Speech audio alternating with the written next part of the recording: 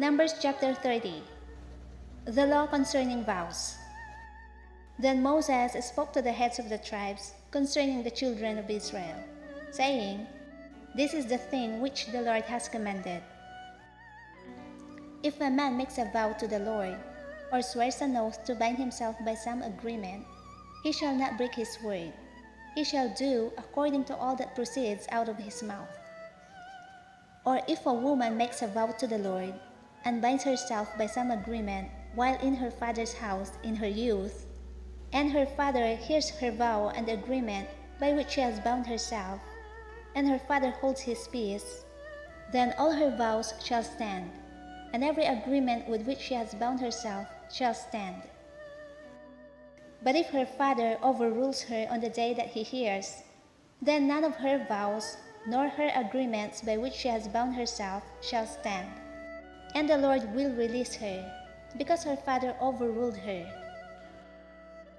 If indeed she takes a husband while bound by her vows, or by a rash utterance from her lips by which she bound herself, and her husband hears it, and makes no response to her on the day that he hears, then her vows shall stand, and her agreements by which she bound herself shall stand.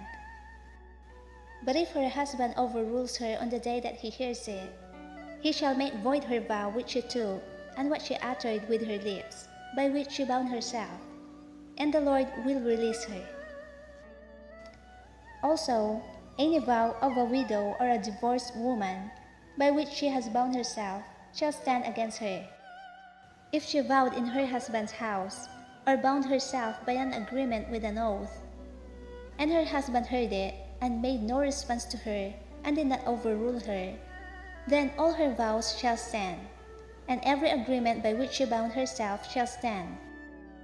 But if her husband truly made them void on the day he heard them, then whatever proceeded from her lips concerning her vows, or concerning the agreement binding her, it shall not stand. Her husband has made them void, and the Lord will release her.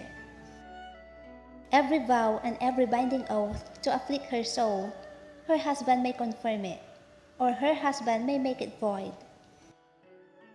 Now, if her husband makes no response whatever to her from day to day, then he confirms all her vows, or all the agreements that bind her.